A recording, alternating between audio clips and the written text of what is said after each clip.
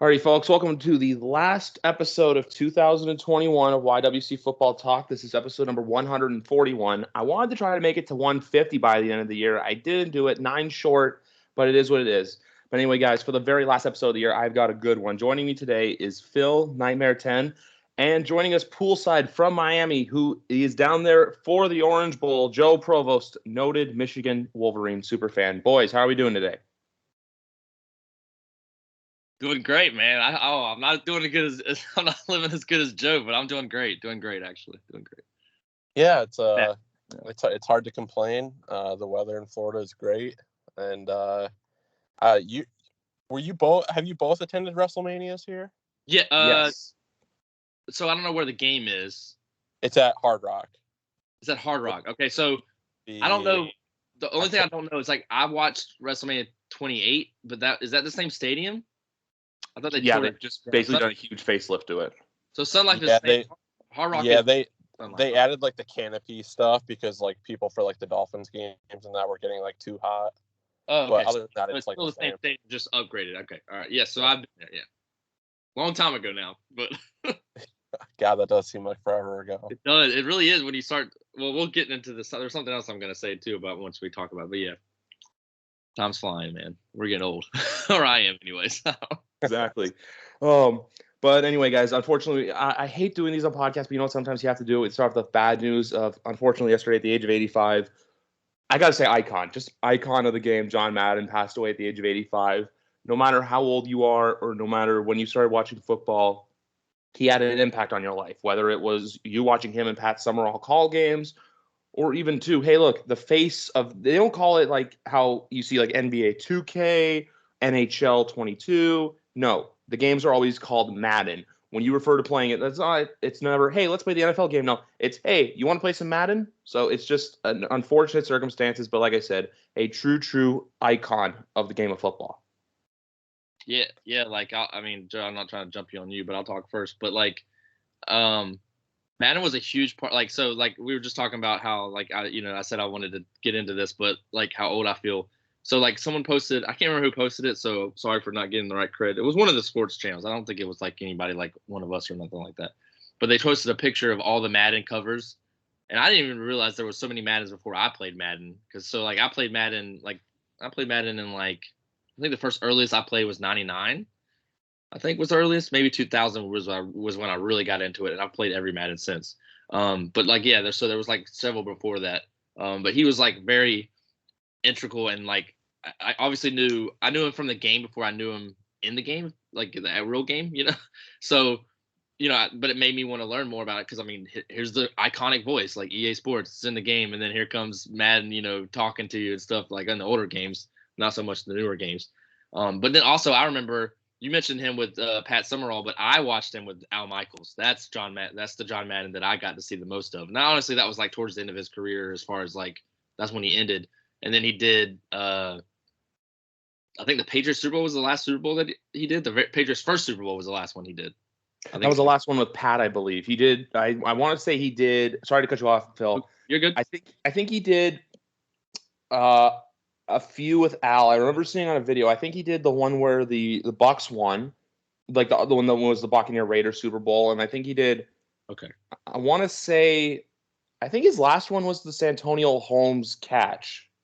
Yeah. Okay. So Kurt Warner said I was glad that I was a part of the last one you were in. So that would make sense because Kurt Warner played in that game. So it has to be that game at least because. Okay. So that makes sense. So it's probably that game. Anyways, thank you, Griff, for jumping in on that and helping with that. I'm not always good with that kind of stuff, but anyways, you're great. But yeah, so Madden was a huge part. I know it's a video game, and first of all, I want to make a short little statement because I've seen him getting some hate. I don't know if you saw a tweet about it. When a man dies, shut up. That's all I'm gonna say is shut up. Even if you don't like him, there's people that die that I can't stand, and I'm happy they're not happy they're gone, but not upset that they're gone. I don't tweet about them. These people are ridiculous. They're the scum of the earth. So anyone tweeting anything about him being a bad influence on the sport, blah blah blah, I'm not gonna get into it. I'm just gonna say you're the reason why we can't have nice things. Stop tweeting, please. But anyways. Madden was great. Like I said, he was a huge part of my life. Madden, while I have my views on Madden, the game to this point, I do, it was a big part of my life, and him calling Super Bowls, him calling games with Al Michaels, like it was just iconic. Like John Madden, I know he's like an older school, more guy. Like I don't know how well he would last today, but because the same thing with Al Michaels that doesn't do much games with as well. But I won't get into that. But John Madden was great, is all I'm saying. He was a huge part of my life growing up and being a football fan. So it's sad to see go, but hopefully he's resting in peace and his family is good. And I saw this as well. He does Madden 23. If he's not on the cover, I riot. He has to be on the cover. He can be on the cover with another player. That's fine. Like I get doing that. You got to promote the new and the old. I get that, but. Yeah, I think he's either going to be like just straight up the Madden cover or like typically there's the MVP edition. They might just call it like the Madden edition and put him on like the cover of that. But I think it would be a good thing to do is just have him be the cover across the board next year. Yeah, exactly. Like I feel like they'll still release one of a player, like because look, you always have to do that. But I feel like they'll have to do something to honor him because I feel like it would just be wrong if you didn't. Like it's just like a big. It's just wrong for all the wrong reasons. If you did the last one they did like that, I think it's the last one. I'm looking at this picture now because they don't show the actual cover. The actual cover was Adrian Peterson, but they have a Barry Sanders edition. Yeah. Yeah, that was Madden 25. I want to say. Yep, you're right. Madden 25. Yep. So like the 25th anniversary. I actually had that game. There you go. So he could. I'm not sure if that was 360 or is that still 360 days? I think 360 and PlayStation 2, I believe. Yeah. Okay. Yeah, I had the. I think it was the PlayStation 3 one I got. 3. Okay. All right. Yeah. But I don't mean to like go on and on about it, but Madden's an iconic game in general, and that's just a small part of him. Like he was a great coach. We're not even talking about his career. Like he was a great coach. Is iconic with the Raiders. So greatest winning percentage in NFL history, believe it or not, for a head coach. I didn't know that. That's good. That's a good stat. Like I didn't know that. So I kind of watched the NFL Network this morning and got some info on it. Now that you just said that, I don't know why. This is spontaneous stuff. But would you change the Lombardi Trophy and name it the Madden Trophy? I don't think so.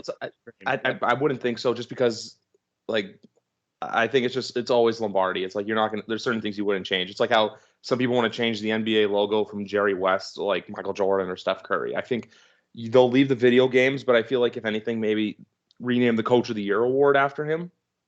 Oh, that would be good. Yeah, you could do that. Yeah. I agree. Like you should name, like they should get new things. So if something new is started or whatever, like, or I can't think of a good example, but like in the video game world of Madden or sports, like Madden should always, so like if EA Sports loses the title or whatever, whoever gets the football license should call it Madden or what, like that kind of thing, like something as a nod to him. Exactly. Whatever that answers. I'm not saying change the Lombardi Trophy. I'm not saying that. I was just using that as an example. No, 100%. Joe, do you have any thoughts on it, or? Yeah, just to kind of piggyback off of what Phil said.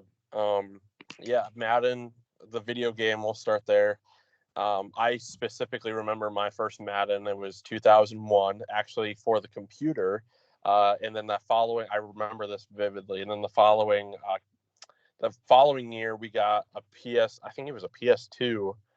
And then we got like Madden 2003 with Sean Alexander on the cover. And man, my brother and we played that to like no end. You said which year? 2003.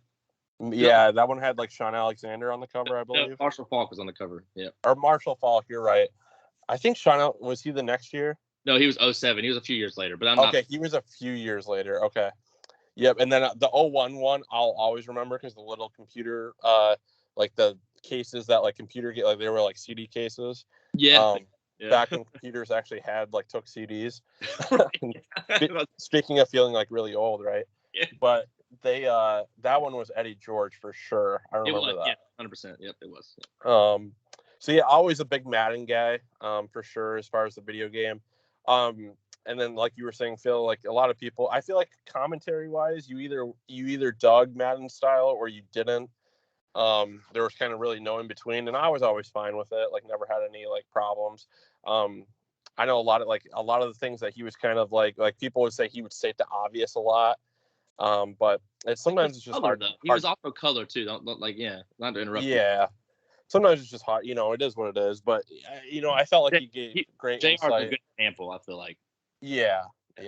For wrestling. And then of course, like, the Patriots' first Super Bowl, his calls on there, like that just brings back a lot of memories. So yeah, it's definitely passing of a legend, and you hate to see it. Side note too, I just thought about this. I feel like I'm already talking too much. Sorry, but I was looking through this last night. All cover athletes are Hall of Famers. You have to ask me. You have to answer this. Check this, Griff or Joe. Is Dante Culpepper a Hall of Famer? I don't think so, and I don't think Peyton Hillis will be either. Well, this is what I was getting at. All of them but Peyton Hillis. So that's, anyways. I just thought throw that. That has nothing to do with Madden himself, but yeah. So Dante Culpepper, I guess is not. Like I said, I didn't know. Culpepper, not to go on like a tangent. Like Culpepper, obviously he had a few very dominant years with like Randy Moss and Chris Carter, but I just don't think the longevity was quite there. And then he started to bounce around a little bit. And then Peyton Hillis was that was the fan vote that just got out of control. Well, that was Madden. Madden learned their lesson. Don't, like, we're gonna troll you and put a fullback on you. Like, why would, like, and that wasn't even like, well, peak internet days. Like nowadays, the troll job would have been worse. Like, well, I say worse. It depends on who they put in the bracket, of course. But that was their own fault. But anyways, and then I guess the only other one up for grabs still is Lamar. Lamar's the only one that, Lamar and Odell. You think Odell will be Hall of Fame? I don't know. That's another debate. But that's the only two that are still playing. Another debate for another day. And then the only other thing I have to say, unfortunately, is ESPN Bears writer Jeff Dickerson unfortunately passed away of cancer yesterday at the age of 44 too. So just another very somber situation. Obviously not as big, but still sad. As also considering too that he was only 44 years old. So I just wanted to throw that in there as well. Pardon me? I was just saying, rest in peace, Madden. Also, yeah. Oh, anyway, moving on, because like we said before, this Friday, look, I know we're in week 17. We're kicking into high gear and full gear, if you will, for the NFL season. But this Friday, we have the two college football national semifinals, Alabama, Cincinnati, and of course the Orange Bowl, where Joe is right now. He'll be at the game Friday night between Michigan and Georgia. But before we get to Michigan, Georgia, I know, Joe, that's probably killing you. I think we should talk Alabama, Cincinnati first. I want to ask you guys, because we'll get into all the games and stuff, but I want to ask you guys, look, I think we're all going to go Alabama to win, but is there any chance in the world or any possible scenario you guys could see where Cincinnati either makes it a really close game or even upsets the Crimson Tide? I think that it's really hard to see this being within like a 2-touchdown game. I think in order to get there, Cincinnati is just going to have to play outstanding defense. They're going to have to rattle Bryce Young early and often, like really get him off his game. But Alabama, too, this entire year, this is like one of the years where people kind of wrote them off a little bit, with their early loss in the season. And they've been playing with a chip on their shoulder. So even though they're heavily favored, they're kind of coming in with that kind of underdog chip on my shoulder. We got something to prove. And anytime a Nick Saban team has that, that's usually not good for the opponent. So while I do think there are avenues to make this closer than what a lot of people think it's going to be, I just don't see it playing out that way. I'll give a quick score prediction. I think it's going to be in the realm of like Alabama 38, Cincinnati 17. Ooh, Joe. Oh man. I mean, so look, Joe said a lot of things that I agree with about that. So Bama is got a chip on their shoulder, and they're scary. That's not a team you want to see right now. They have something to, like, I know in the outside of Alabama, no one really thinks they have anything to prove. They're Alabama. They've won multiple championships. Like, but Alabama, that's how you coach. That's how good coaching is. Belichick does the same thing. Like Saban, I guarantee you, they think they're. I mean, he's plugging every bad thing that people said about Bama. Oh, he's throwing everything. Cincy. This is their golden child. Everyone wants them to win. No one cares about us. Like, I'm sure that's what he's saying in the meetings and stuff. That Bama team's not coming out not at their top of their game. Like they're going to be great, like they normally are. But I will say this: I've been an advocate for the little guy. My friend, one of my really good friends, tells me all the time, it's like if Cincinnati wins, watch out because Philip is gonna be losing it. But what I meant, look, I was an advocate for Cincinnati getting in. There is no other team, and there's no other argument. Period. I will say that with confidence that you can tell me that another team deserved this. I don't care if Alabama goes in and destroys them 90-0. I'm really serious about that. They still deserved it because Notre Dame did not deserve it. The other top teams that were right below, I can't think of them. I know Notre Dame's 5th, I think, and then 6 is Ohio State, I believe, right? And then like those teams, none of those teams were better than Cincinnati on paper, which is what you have to judge it by. On paper, on visual, all that stuff, none of it. Now, whether they would have beat Cincinnati, you can make those arguments all day. So Cincinnati deserved to be there. Now, granted, the committee had no choice. They literally had no choice. If they don't put Cincinnati in here now, they already made the statement last year, but they are definitively this year that they would hammer it down. You're not the Power Five conferences. You're not getting in. That would be a lock, and the committee would implode. Like it would have been really bad for the committee. So it worked out for them that they had no choice really because they couldn't put Notre Dame in, they couldn't put Ohio State in. It just didn't it made no sense. There's nothing they could point to. So I'll commend them in the sense of, but they also got lucky. Now, granted, now we're going to the game, right? So do I think Cincinnati has a chance? Anyone has a chance. It's college football. NFL, same way. Like college football, yes. Like okay, a D2 school is not beating a D1 school, right, or whatever. Like very rarely, but it does happen, right? So, yeah, are the chances that Cincinnati wins big? No, they're not. I don't know what the actual spread is. Griff, you could probably tell me. 13.5. 13.5. I'm not a betting man, but I'd almost take that. A chance. I wouldn't bet a lot, but I would take that. I'm not saying they cover. I don't know if they cover. I think in the end it's close because 13 points, it's close. I think whether they cover or not, it's going to be close. But I think the game's close in the first half. I really do because I don't think Bama and Cincinnati has all the footage in the world, all the experience about Bama, right? Cincinnati's still fairly young. You only have a few years with them. That Cincinnati team is not a pushover. I think Bama is going to maybe go toe-to-toe with them or maybe get kind of like, whoa, okay. Not that they're going to be caught off guard, but I think Bama's going to come in strong. But I think Cincinnati is going to be able to stick with them for their first half, whether they lead, whether they're down, whatever. And then I think Bama's just too good. They're going to pull away in the second half. They have too much, too much depth. I don't think Cincinnati. Now, if Cincinnati has depth that I don't know about, then this game will show that. But I think the game's going to be close in the first half, and I think the second half is when Bama will take away from it.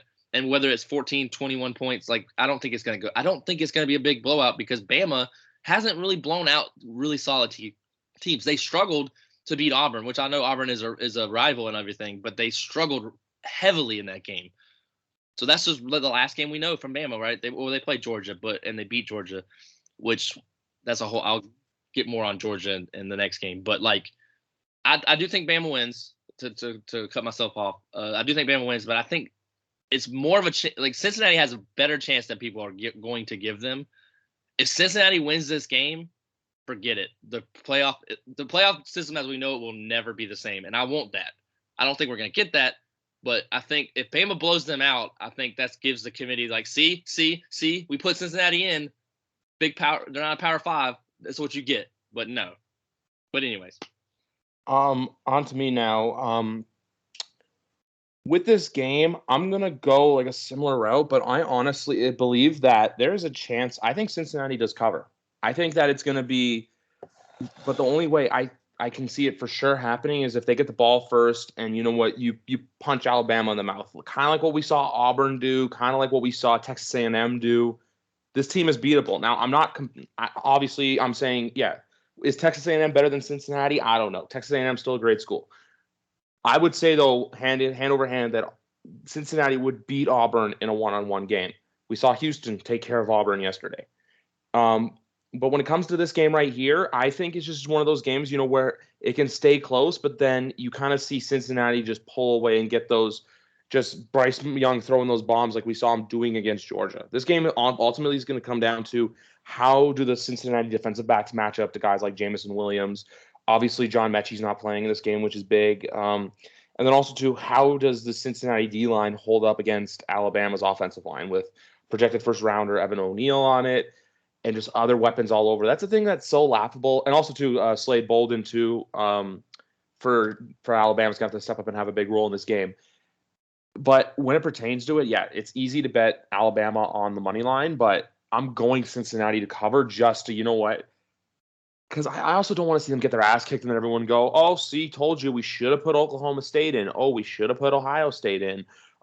We should have put Utah in. No, I think Cincinnati belongs here, and I think they're going to prove to people, hey, go get a moral victory, and we're going to show that we can hang. Because remember, Cincinnati's moving to the Big 12 in a few years, along with BYU, Miami, and I want to say Central Florida, excuse me, and Houston. So we'll see what happens there. But I think we're all in agreement Alabama's going to win. But Joe, I like your score, but I'm going to go 41-28. Alabama win. Cover. Yep. Yeah, which is a cover. The score. I'm going to say, Griff, you say they cover, right? So Mm-hmm. I think they just missed the cover. So I'm going to go. So 14 points would mean they missed it, right? Yes. So I'm going to go 28-14 final score. I can see both. But anyway, guys, on to the more, I'm not going to say more intriguing game, but the more game where I think anything can happen. And where, of course, our very own Joe Provost will be Friday night in Hard Rock Stadium at the Orange Bowl as his Michigan Wolverines, Big Ten champs, take on the runners-up of the SEC, Georgia Bulldogs. I got to go to Joe first. I just got to ask. Joe last. Okay, never mind. Go ahead. You know what? Let's do reverse order for this. We're gonna save Joe for last. For last, because I think he's got a hot take on this. So, and we're gonna save him for last because he's the Wolverine here. For me, for this game, I'm gonna say one thing. I think if Michigan's gonna win this game, they have to have Cade McNamara make plays. I'm not saying it's like one of those games where he has to go out there and prove it. I'm just saying if they're gonna rely on Haskins running the ball, it's going to be a long day for Michigan because we know how well that Georgia defense is at stopping the run. That's my big thing with this game. So if the Georgia defense can, they were frazzled. Look at them against Alabama. They were completely caught off guard by everything there. But I'm just saying this, if Michigan wants to run the ball, it's going to be a long day for the Wolverines offense. Now on the other side of the ball, honestly, I know there's the one his name's coming off the I'm forgetting his name, but there's the one defensive lineman, I believe, who tested positive for COVID who won't be playing on Friday night. But if Aiden Hutchinson and Okunjobi can make I believe that's his last name. Joe, you can correct me on that one. Ojabo, excuse me. If those two can make Stetson Bennett's day hell, Michigan's going to win this game. I'm going to look up the spread for this game right now because I still believe it's a pretty big spread. Yes, it is Georgia at 7.5. I'm going to say this right now. Joe, I know you have your take for later. I'm going to go Georgia win, Michigan cover. Over 45 points, though, I don't know. I'm going to go 21-17 Georgia win. I think that Georgia's going to do, unfortunately, just enough to win the game, and that sets up again the rematch from the SEC championship in Indianapolis in 2 weeks. That's good. Good points again, Griff. I'm actually I'm intrigued to see what Joe's going to say, and he knows his team more than anything. So this is going to be really intriguing. But this is my thoughts on both these teams. I'll get to Michigan in a minute. We'll go to Georgia first. My thoughts on Georgia are they had a chance to finally prove they are better or as good as Bama, and they shit the bed. Excuse my language. The game was not close. For the most part, that game was not close. You failed. You had the chance and you failed. Georgia is not the team, right? Georgia is not the team. Well, they're not as good as Bama, right? So Bama's still higher. So maybe Georgia's better than everybody else, right? I don't necessarily believe that. I think Georgia was really, really good, and then they got humbled big time. I say humbled, but they got exposed, showed whatever against Bama again. And I think it's going to hit their ego. Obviously different players, different everything, but I think it's just going to have an effect on that Georgia atmosphere of that team. They know that they want on the opposite side, they're going to try to go after Bama.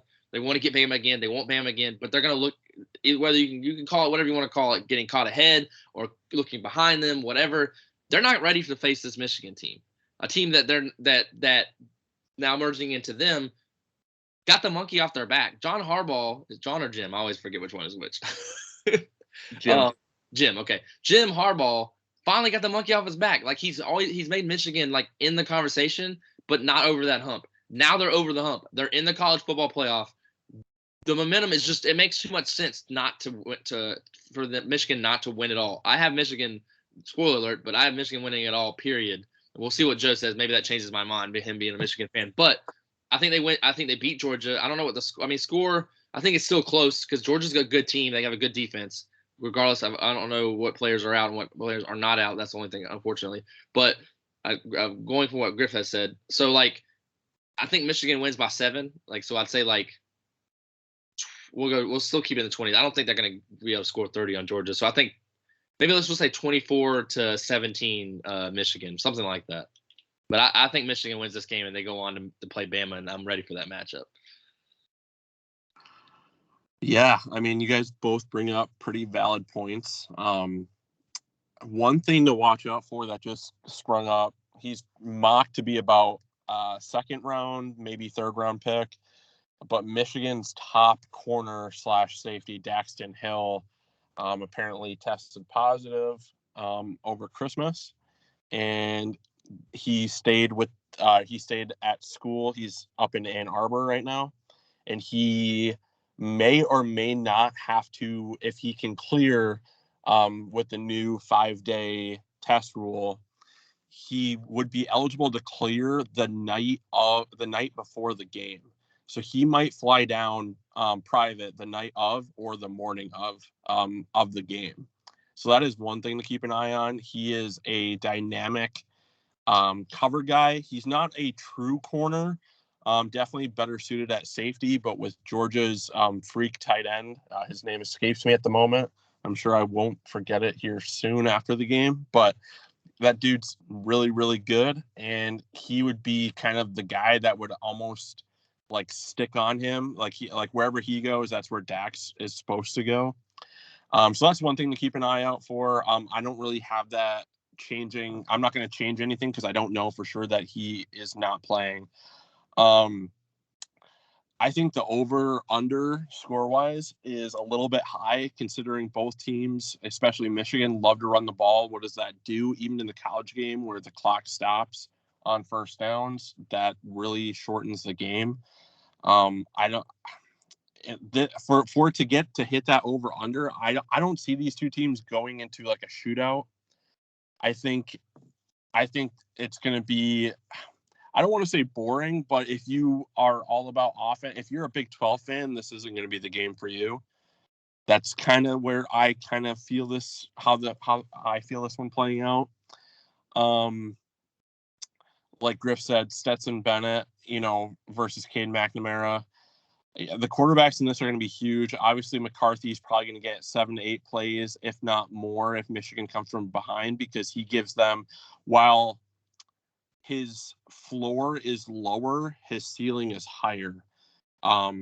Speaking of McCarthy. So I think if they're playing from behind, he gives them the best chance. But if things are kind of going as scheduled, the way that Michigan likes to play, you'll see only about 6 to 7 snaps of McCarthy. And when they bring him in, it's just it's a numbers game because he can run a lot better than McNamara. Yeah, this game will be one, and it sounds so cliche, but there has never been a truer statement. This game will be won in the trenches. You have the best defensive line going against college football's best offensive line. You have the best rushing attack in college football going against the team that is dominant against the run. So, it's going to be really interesting. I think, it's going to be a battle of attrition. It's going to be super physical, which I know it just sounds like the most cliche things ever, but it has never been truer for this game.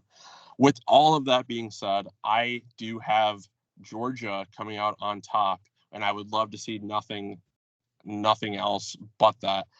But I've got Georgia winning by a score of, I've got it 27-20, which I know would technically hit the over-under. It's going to be super close there. I think when Vegas sets these, you guys know as well as anybody, they are pretty close.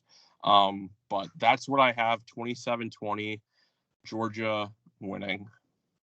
Wow.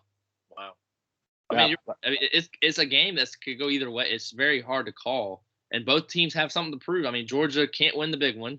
Michigan hasn't even got to the big one yet in a while. Yeah, so. I'm a little bit worried about kind of Michigan, like from a nerve standpoint. It bodes them well of kind of saying, you know what, hey, regardless of what happens, we beat Ohio State, we won the Big Ten, we had a 0.002% according to ESPN's FPI to do that. Right. Now, where I think that hurts them a little bit is like this team is really what changed this team around is the leadership. Of course, there's NFL talent, but the leadership was a big part. And I don't think that they're going to let their guard down per se, but there's just something different when you feel like when you've climbed the mountain. How much do you have left in you? Like, obviously, you want to keep going, but are you attacking this with the same mentality as you were to beat Ohio State? And obviously, I do. Like, you can say that you want to, and you can muster all that up, but Michigan's season was Ohio State this year. And I just, anything can happen. I just know that when these two teams face each other, like I said, it's going to come down to the trenches, and you'll be able to tell early who's moving who off the ball. And I think that's going to be a very good early indicator. No, that's wow. Great stuff, Joe. Like, I agree. And I think this is one of those games that's really kind of hard to predict because, like, you just made a great case for Michigan, like their season was, I say all the things you said. And then you could say the same thing, like Georgia, like their chance was beating Bama. They didn't do it. Like, so now what's next? Like, the only thing next for Georgia to do is now they have to win this game and hope to face Bama again. But you don't know if you're going to face Bama regardless of who they're playing, right? And then you don't know, like you don't know how, like, the psyche has done to them. Like, yeah, maybe it motivates them. Maybe because you can make a story either way, however it turns out. If Georgia comes out and destroys Michigan, then they were determined, whatever, blah, blah, blah. Or if they come out and they lose, or a close one, whatever, lose in general, you're like, was it too much on them? Was Georgia thinking they weren't good enough? There's a lot of narratives. You can always change the narrative. I've always said that. But yeah, like, there's a lot of narratives going into this game, and there's going to be narratives coming out of this game. Also, one last thing I do want to ask Joe. I don't know the player's name because I'm terrible about. I haven't followed a whole lot of, like, name wise, but the Michigan player, he's a defensive end that's or linebacker that's projected to be, like, number 1 overall. Yeah, Aiden Hutchinson. Yeah, what is he, a linebacker or a defensive end? Defensive end in a 3-4, like a Ravens type of system. He could probably play outside. But he's a hybrid linebacker. Okay, hybrid. Yeah. Okay, gotcha. So, do you think is that I can't say the word. Is that warranted? Like, you think he should be the number 1 pick? Like, just from this point? There's an argument to be made. I mean, of course, this is like a super defensive heavy, like, draft, and I'm sure we'll get into draft stuff down the road. But I would listen to an argument for Thibodeau or Hutchinson. I mean, there's things to like about both guys. I mean, I do think Hutchinson will get the nod because when you turn on that Ohio State tape, he was going against a left tackle who's projected to be a bottom end of the first, top end of the second type of dude, and absolutely dominated. And that's just not me being biased whatsoever. I think it could go either way. Yeah, you know how a lot of the times with the drafting, I'm just going to say this quickly with the draft. A lot of the times people say, like, the whole quarterback comparison, how we're getting a lot of the whole, Miami should have gone Herbert instead of Tua.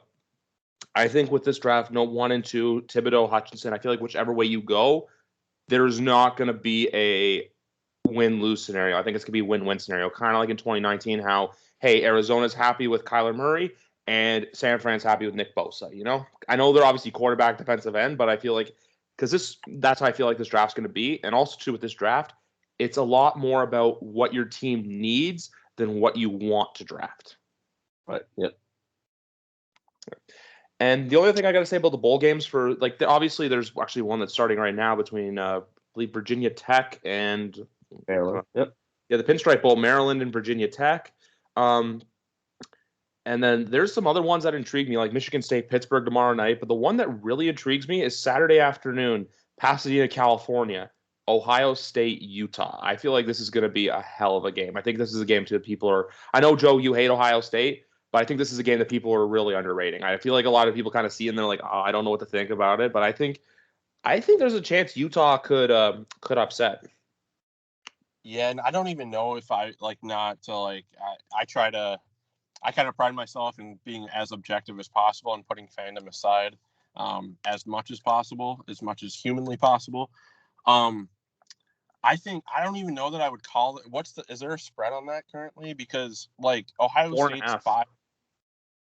Ohio State has 5 people sitting out, and that's Garrett Wilson, Chris Olave, the left tackle that I mentioned before. And I mean, Ohio State's super loaded, super talented, right? Like they could plug guys in and probably still, give them a really good game. But yeah, and this is going to be just a slight tangent from this, but bowl season used to be like my absolute favorite. You were on Christmas break, whether it was high school, college, whatever, and it would just be bowl mania. I was all about it. I would watch, the the Quick Lane Bowl with the MAC teams all the way up through the Rose Bowl and then the national championship. Like, loved everything about it.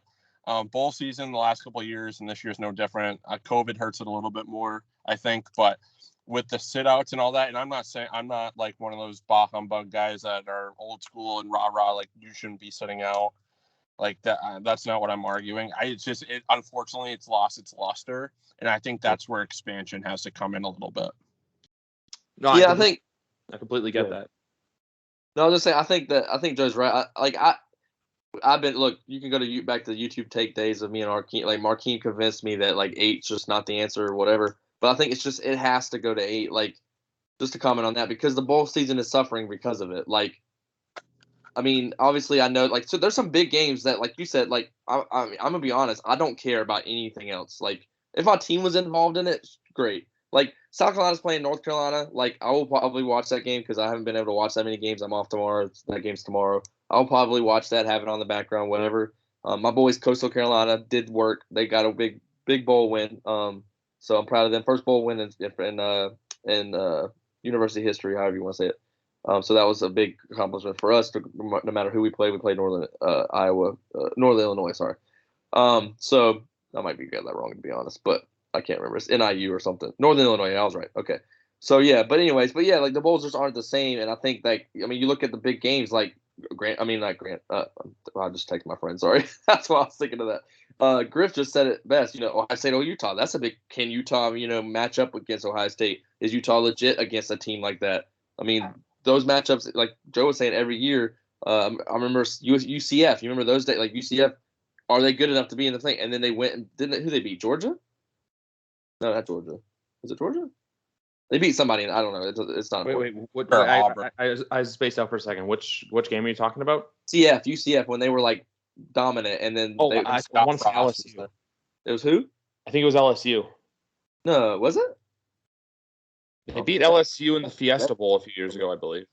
Okay, well then Western Michigan went to the Cotton Bowl and like gave Wisconsin like a really tough game. I remember that too. Yeah, but the one I'm thinking of is UCF. But so Griff might be right. It might be LSU. I thought it was either like Oklahoma. I don't know. But anyway, this is the chance for those teams to shine. And I think if you do an 8-team playoff, now you have a chance for like if they win a game, what could it do for college football in general?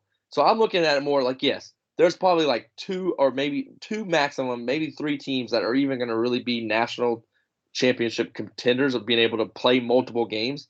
And I'm not an advocate for more than 8, but I think you got Ohio State, Utah is a matchup this year, Notre Dame, Oklahoma State, no matter what I feel about Notre Dame and how they never achieve what they're expected to achieve.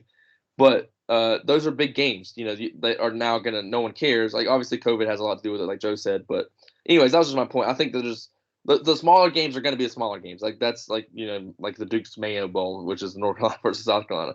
Only the fans of those teams are going to be able to really care about those games anyway. But and I wouldn't, if I'm a senior, I wouldn't play in those games either. I mean, they really are meaningless. But the big games still have somewhat meaning. So I mean, you have one last shot to play. Like obviously, don't get yourself hurt. I get that, but that's a whole other argument. I mean, I see both sides of that, is what I'm saying. But yeah, like I agree. I think it has to go to 8 for multiple reasons, but that's just a quick thought on that. No, I understand where you're coming from. Like a lot of the bowls, I think they've lost their luster because you get so many guys that are opting out because it's like, for example, Kayvon Thibodeau, who's not playing who if Oregon had won, they would be in the Rose Bowl, and I think he'd play in that. But then you have him because like tonight they're playing the Alamo Bowl, and it's just like, oh, I don't care about that. I'm opting out. Charles Cross, projected top 10 pick, opted out of his bowl game, which I don't want to get into because I bet Mississippi State the win and they got their asses kicked last night. Yeah, like I understand where you're coming from. I feel like the playoff games are the ones where people get up for. I think the Rose Bowl people still get up for because obviously the Rose Bowl is that it's that luster to it. Like I feel like a lot of college football fans, for them, they feel like that's like the game you want to get to. I know too for Joe, after reading the Kirk Herbstreit book, Big Ten fans, it's their dream, and even Pac-12 teams, they want to get to Pasadena. Even too the Baylor Ole Miss game, that's a game too. I think if you're a football fan, you're gonna love it. But if you're expecting a high-flying Big 12 game, that's not the Baylor Bears this year. So for as much as bowl season, yeah, has kind of lost its luster a little bit because it's not as prestigious. I still think it does have the draw. My only concern is that when you see a random bowl game and I have two and the guys that are calling it, I'm like, okay, who are you and who is this? It sucks, but the one good thing to come out of bowl season this year, I don't know if you saw this, guys. Obviously, I don't know how big of a stoolie Phil is, but I know Joe, you're a big Barstool guy too. So you know, obviously, Barstool is supposed to have the Arizona Bowl, right? Central Michigan versus Boise State. They got canceled. Yeah. Well, no. Here's the thing. Washington State was supposed to play the U in the Sun Bowl, the one in, I think it's in El Paso or something. And so Miami had to back out because of COVID. So Washington State was left without an opponent.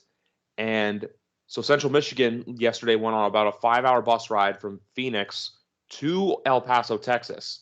And instead of getting $175,000 for the school, they're now getting $2.275. So $2,275,000 as a school to pay out to play in the Sun Bowl. So talk about a change in fortune for the Central Michigan. Wow, also, I didn't know that. Like if you had a bet on the Arizona Bowl as a part of a parlay, Portnoy through his book automatically marked that leg as a win, regardless. Like obviously. Wow. Yeah, and one thing I'll say. Go ahead. Go on. No, you're good. Mine's something different. Go ahead. I was just gonna say that's really nice for Barstool to be doing instead of getting those people to lose money. Hey, they're chalking it up as a W for the people. Yeah, and what I was just saying, I just been looking like I said, I've been kind of out of it with for those that don't know, I work retail, so I'm in with the season and stuff. Like I can't follow a lot of stuff, but now I'm getting where I can check up. But I just checked up my scores. There's been some so Houston beat Auburn. Wow, okay, and then UCF beat Florida. So like these teams are proving like, okay, congratulations, you're in the big old hard old SEC. We don't care. So that's good. That's a good sign for Cincinnati, at least. Let's just put it that way. I know Cincinnati's playing the one powerhouse that no one wants to play, but no, it's fair though. No, it's a fair thing to say. The only thing I gotta say about bowl season 2, the other game I'm kind of looking forward to is Arkansas versus Penn State. Besides which, I think that is I want to say the Outback Bowl. It is the Outback Bowl. Yep. Yeah, but no. Besides that, look, we're gonna enjoy it. We're gonna talk about it. But anyway, guys, I think it's about time we move. Also, too, before we move on to Week 17 in the NFL, I just want to quickly mention the beat reporter who passed away. The story gets worse because his wife passed away a year, either last year or in 2019. So they have a son that they both leave behind, and there is a GoFundMe to raise money for the kid that's already reached over $300,000, which includes donations from various NFL teams, including the Philadelphia Eagles owner who gave $10,000. So I'll put the link in the bio if you feel like donating to the cause. Moving on to Sunday now. This is the time of year, I like it, but I hate it because, look, Thursday night football's done. We got Sunday, and we have one game on Monday. But obviously next week it's going to be cool with Saturday, how we have the two games on Saturday that are going to be win and get in, basically. But I'm going to start off quickly with this first game, Miami at Tennessee. How do we feel about both teams? I mean, I think I don't know. I think Julio's going to be back. I think I saw that. Correct me if I'm wrong. I think Julio's playing. That's the only thing I've seen as far as the Tennessee injuries. I know they lost offensive lineman in the last game, but they were able to beat San Fran. I don't know if those guys are coming back. This is a big game for the playoffs. So Miami's looking good. They've won 7 straight, which is unprecedented. I mean, they're 1-7. Like their one win was against us, the Pats. So they were then they lost 7 straight, and now they've won 7 straight. So they're 8-7. So like it's a great story for Miami, regardless of bias or anything like that. But it has to come to an end eventually, right? So it's either going to come to an end this week, or I think next week against us. Like that would be a huge game if they beat Tennessee. I don't know. I don't know where Tennessee. I still don't really know what Tennessee's at. I think San Fran's a hard judgment because like they're kind of like a Minnesota. San Fran and Minnesota, like one week they look like Super Bowl contenders, and the next week they look like first round draft pick. Like so it's like maybe not that bad, but they just go back and forth. Is my point. So I don't know what that win for Tennessee says, and plus it was a Thursday night game, so hold it for what it is. So I don't know. I think Miami going to Tennessee, whoever wins this game is making the playoffs, in my opinion. I think if Miami wins, they're in regardless of next week. And I think if Tennessee loses, I mean they're cut. I mean Tennessee probably has more of a cushion to still make the playoffs. But Miami, this is a must win. They lose this game, they might even winning next week not get in. I don't know. It depends on how things work, but Miami can't lose this game and think that they're going to get in next week. Like it's going to be too tight, I think. So I think Miami has to win this game. So it would point me to Miami needs it more than Tennessee. So I would lean towards Miami, but that's just my initial thoughts. Yeah, Tennessee's always they've kind of been like super up and down. Like they lose these games that you wouldn't expect them to, and then pull off these wins that you also wouldn't expect them to. I know they've been hit by COVID and some injuries and that kind of thing. I mean, which team really hasn't at this point?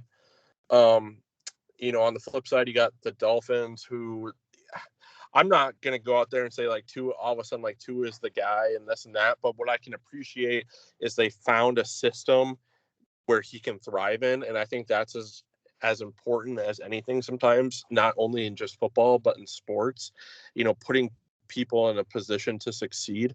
And they've kind of done that. And, hats off to them. Big win against New Orleans.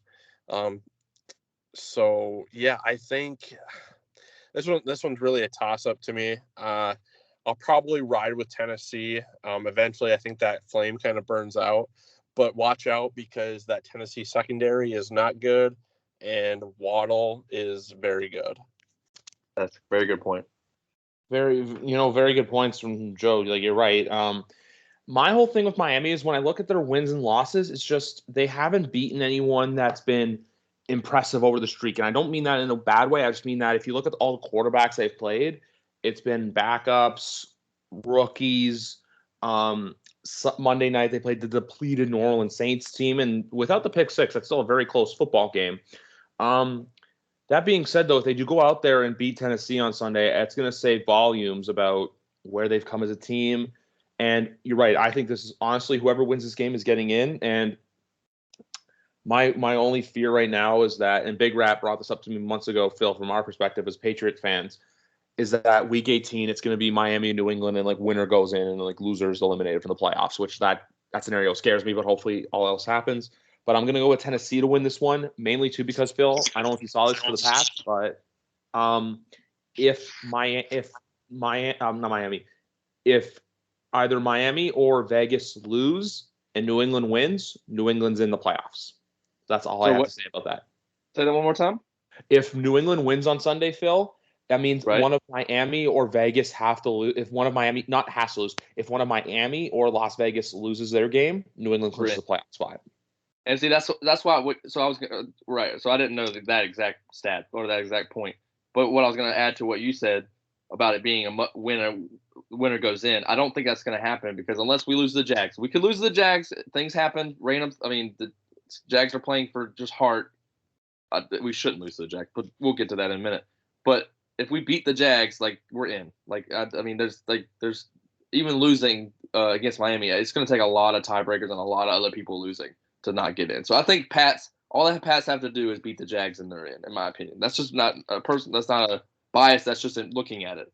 But like what you just said, okay, if they win and then this week they can clinch a playoff spot. So then if they clinch a playoff spot, honest to God, like this is a different year, right? So I don't want to go off on this right now, but I'm just saying like this is a different year. So as far as like resting players, as far as like things like that, like COVID is a big thing, right? You don't want your players getting COVID and not being able to play in the playoffs.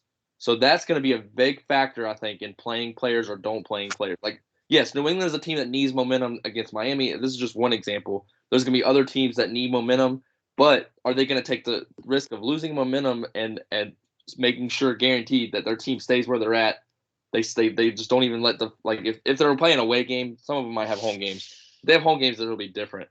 But are you going to really risk sending any star players if you're already in? That's just a question I'm throwing out there. But I don't know. I think some teams might. I haven't heard anything. I just think some teams might decide to leave certain starters at home. I agree with you, but at the same time too, I think a lot of teams are still the fact that there's still so many teams playing for their playoff lives. I just don't see that. Maybe week 18 if say if you have the number 1 seed clinched, but besides that, I can't see it. Next week, not this week, Griff. Only next week. Yeah, not this week. But yeah. Oh, yeah. For me, that's one of those we'll cross that bridge when we get there kind of scenarios. For me, that's all. I got you. Yeah. Anyway, moving on to the next game. We lost Joe. If we'll see what happens there, but Atlanta and Buffalo. I think Buffalo wins this game. I just can't see Atlanta winning. All good, guys. We lost Joe. Joe is gone for the rest of the show because he was on his phone and he is poolside. Joe, go enjoy Miami. Phil, so the spread in Buffalo, Atlanta is 14.5 points. Do the Falcons cover? Yes or no? I don't think they cover. No, they shouldn't cover. The main thing is they shouldn't. But the Bills are notorious for winning. I mean, I'm going to sound like a homer, but I'm just going to go off on that a little bit. They're notorious for being they lost to the Jags this year when they had no business losing to the Jags. Was that a road game, by the way? I can't remember. That was in Jacksonville, yes. So it was in Jacksonville. So I don't think in my mind, do I think they're going to lose Atlanta? Hell no. Should they lose Atlanta? Hell no. I'm just throwing that out there as I feel this game I wouldn't shock me if but it is in Buffalo, so I think that they handle business and they cover, and the Bills don't. The Atlanta doesn't cover the spread, is what I was answering your question. I think Bills win handily. You know what? For me with this game, I think the Bills. I think it's just as simple as that. I think the Bills take care of business here, and I can see a world where people think hey, trap game vibes and everything like that. All that fun stuff. If you saw a message come up, we'll get into that later. But yeah, no, that's my whole thing here. I could see a potential trap game, but at the same time too, I feel because if the Bills lose this game and we win out, it's great because then we win the division. But you know what? At this point, I'm focused on getting in on the playoffs. And for now, look, let Buffalo win. And then for us on Sunday, we're a heavy, heavy favorite against Jacksonville. I don't like that just for the sense of, look, I know there's a whole Belichick beats up on rookie QBs, and Jacksonville is 2-13 on the year and we're 9-6, but there are so many times with the Patriots where there's all these games that, look, we're supposed to win and then we're in tight. Remember what happened to us against Houston earlier this year? I'm not saying it's going to happen, but I'm not holding out hope being you know what? We're going to kill them. We're going to just destroy them. We're going to do this, this, and this. Do I think we're going to win? Yes. But I'm not going to come out here and say we're going to be the dominant team. I don't want to say that.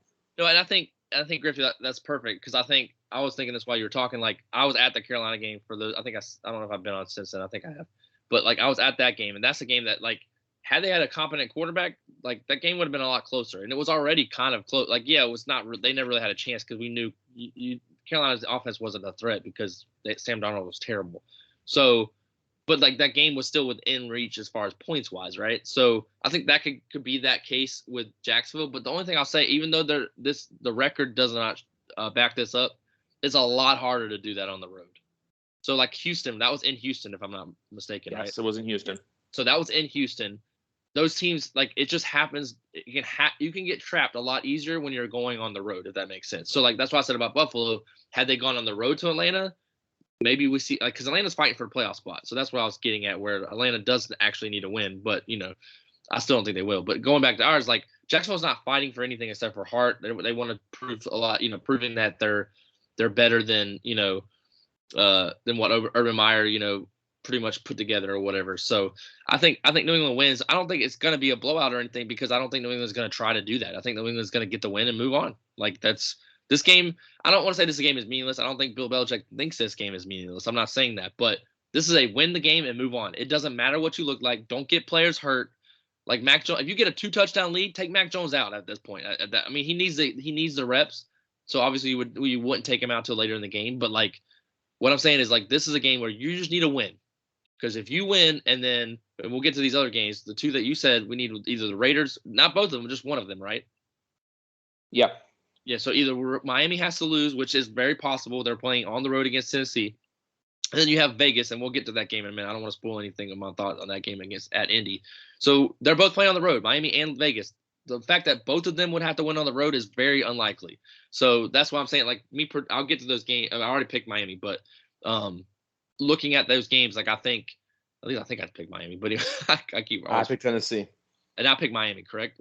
If you remember. Yeah, I believe you said Miami, and then we both went Buffalo, and then obviously we're both going with our boys here. Yeah. So yeah, I got the Pats winning in bottom. I'm just saying I don't think Jacksonville is going to be able to show anything on the road. If we were going to Jacksonville, then maybe the game's a little close. Like I think like they did against Buffalo, you catch teams off guard. This is a trap game in scenarios if it's a road game, but it's not a road game. It's at home. I know New England has the worst record at home in Belichick era, I believe, if that was the right stat.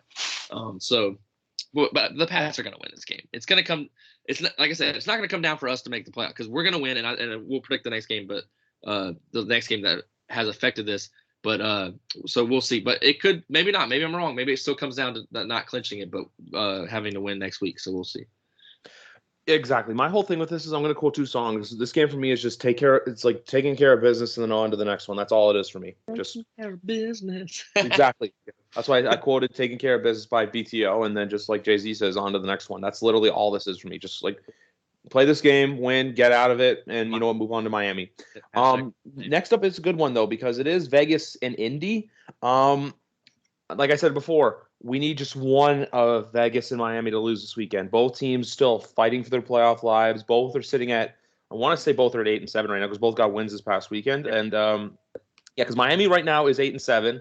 And because here's the thing with the AFC playoff picture. Indy's at 9-6. I don't know if you were talking about Indy, but no. Indy's at 9-6, but you have Miami, Baltimore, LA, and Vegas all at 8-7. That's 4 teams. So out of those 4 teams, only one is probably going to make it into the playoffs. I would say, I would guarantee, only one. Yep. Yeah, only one. Like we said too, because next weekend LA plays Vegas and the Chargers play the Raiders. That's going to be a very intriguing game. And then you also have we'll see what happens with Baltimore down the stretch. Obviously, Miami, New England next week could be huge, but that's just what the picture is for now. As it goes to this game, the spread is 6 points. I'm going to say this right now. I'm going to give the Colts the win, but I'm going to give the Raiders the cover. Because you know how Big Rat has said this, and we pointed this out earlier with Miami. Vegas, I feel like, is the same way. No matter if it's Oakland, no matter if it's Vegas, they always just seem to find a way to lose those games that they have to win. And here's the thing I'll say, though. I don't know if you know this, Griff, but I don't think Carson Wentz is playing. Yes. No, I do know that. He did test positive. Obviously, there's the new rules under the whole CDC guidelines and everything, so we'll see what happens there. But as of right now, he's not playing. He's not playing as of right now. If he doesn't play, it just is putting more on the Raiders. I don't know what team we're going to get, though. The Raiders, early in the, as you guys know, before the season, like so much has happened in this season. This is one of the perfect seasons where making predictions is laughable because like so much has changed. But I did have the Raiders as a playoff team. I didn't know the Gruden stuff, all those stuff aside. But when they played well this season, they looked really good. When they played bad, they looked really bad. So, no Carson Wentz. Like all they have to do is play the run. Now, can they stop the run? I don't know the Raiders enough. Miguel could probably tell you how well they are against the run or whatever. But like, shout out to our fellow Raider friend. But like, I think if Carson Wentz isn't playing, like, it's like Indy has a lot on the line too. But like a new quarterback in there, it is at home. But I think this is a good chance for Oakland to win. Now, granted, if Oakland wins, then now we don't clinch, right? So I was just talking about that earlier. We would not clinch yet until next week. But I don't think that's really an issue. I pick up. Like I got to pick with my football mindset, regardless of what my Patriots need. And I think the Raiders win if Carson Wentz doesn't play. If he plays, then I'm going with the Colts. And I know, like, because I think that they can do their offense the way they want. A new quarterback in, I know Carson Wentz threw for like he did a Mac Jones in one of the games they won. Against us, I think, against right? Us, 57 yards. He only threw like 3 or 4 passes or whatever. Yeah, so 5 for 12. What did you say? It was 5 for 12. Against us? Oh, okay. Well, he didn't throw a lot. He didn't complete a lot is what I meant. So, yeah, 5 for 12. So, he didn't throw that much. And that's their offense. That's how it runs. So, maybe they can do that with a guy and just insert him. So, I will say that the game's going to be close. I just think the Raiders pull it off because they in a sense, need it more. But listen, COVID, I'm going to use this game as an example. COVID is already affected things, right? They affected things last year, but this year it could literally affect who makes the playoffs and who doesn't, like in the end, because Carson Wentz doesn't play this game and they lose. Indy is now on the verge of being out. So now Indy play. They finished against Jacksonville. So they finished against Jacksonville, at Jacksonville or at Indy? At Jacksonville. Okay, so at Jacksonville, it's a road game nonetheless. But if they're going to finish against anybody, Jacksonville would be a good one. But it's still on the road. So this is for Indy. This is this is what I'm just getting excited talking about these games. These are huge games this weekend. So and next weekend as well. But this is the first step in the final 2 weeks of the regular season. We're getting into hot zone time, whatever you want to call it. The Colts without Carson Wentz is huge. Pat McAfee is when I actually broke the news for me. I was on YouTube. I hadn't been on Twitter all day because I was working and things like that. And I watched the video with him because I always go back and watch some of the clips with the Pat McAfee show. Shout out to him. But he talked about Carson Wentz being out, and it's like this. I don't think if Carson Wentz is out and Colts lose, the Colts would drop to, barring obviously, so New England in a sense in this scenario, what we've talked about wins. So the Pats would be 10-6. The Colts would be 9-7. If Miami wins, they're 9-7. So now in my scenario, the Colts would be. I don't know about. We'd have to get to the Baltimore game, but they would be out this week if they lose. They could literally be out the playoffs currently if they lose. There is a scenario because the Raiders would win actually. Yeah, so they would be out. So the Raiders would definitely be above them. Ravens, I don't know, tiebreakers and stuff like that. I don't know how it works with multiple teams. There's tiebreakers right here. The Ravens beat the Colts earlier this year too. So if the Raiders and the Ravens hold tiebreakers, that would basically a loss on Sunday could kill the Colts season effectively. Yeah. So I don't know if they could come back from a win next week because it wouldn't be in their hands anymore. So that just goes to show you, I'm not going to get into this vaccinated, unvaccinated, or whatever, but Carson Wentz is unvaccinated. He's, unless the new protocol, I guess, is 5 days if you're unvaccinated, or is it still 10? It's 10. Apparently 5 if you're not showing symptoms. If you're showing symptoms, I still think it's 10. I think it's 10, which would guarantee he misses this game. Correct. Yeah, exactly. But anyway, let's just get moving on to the next game. I'm going to go quick on this one because I think we're going to go the same way. Bucks versus Jets. Give me a Buccaneers win, but inside source on gambling, Danny, has told me don't be shocked to see the New York Jets cover the 13-point spread against. What is the spread? 13. Is it in New York or is it in Tampa? It's in New York. Bruce Arians is in COVID protocol. Mike Evans is in protocol right now, so we'll see what happens with those two. But I haven't fantasy, so I need to know if that's the one I'm watching as well. So yeah. Yeah. So we'll see what happens there, but I still think the Bucs win. Because this, but I'm also gonna. I know I've never done this because obviously we love Tom, but I think this is a season. I don't think the Bucs are gonna win the Super Bowl because Phil, how every year in New England, whenever everything was looking up and great, we would lose. Right. I think the same thing's gonna happen to the Bucs this year. Oh no, I think listen, that Bucs team is one and done. And I'll say this, and I thought about this today. I've been an advocate for saying the Bucs are going back, right? But no Mike Evans, Chris Godwin. Now you can correct me if I'm wrong when I say this stuff. Don't feel free to insert. Chris Godwin's out for at least the regular season, correct? He's done for the season. He's done for the playoffs too? Yeah, he tore his ACL. Okay, so he is actually done for the playoffs. I couldn't remember if it was just regular, like he might could come back. I don't know because there's some weird things with IR now. Okay, so Godwin's done. Mike Evans could be in and out. Who knows? Whatever. But Mike Evans is just kind of like a deep. He's not like your every down. Like Brady. Brady's gonna force stuff to Mike Evans if he's the only one there. Is what I'm getting at. Yeah, I love Gronk's had two really shit games. And Gronk is not the same, right? Gronk's not. Did Gronk even play last week? He did, but he barely did anything. Barely did anything, right? That's what I thought. Okay, I thought he was literally at least active for the game. I didn't get to watch the game, and I didn't saw any highlights with him. So, and I didn't look at the stats of that game particularly because it didn't matter to me. So yeah, so Gronk's not having his safety blanket in Gronk.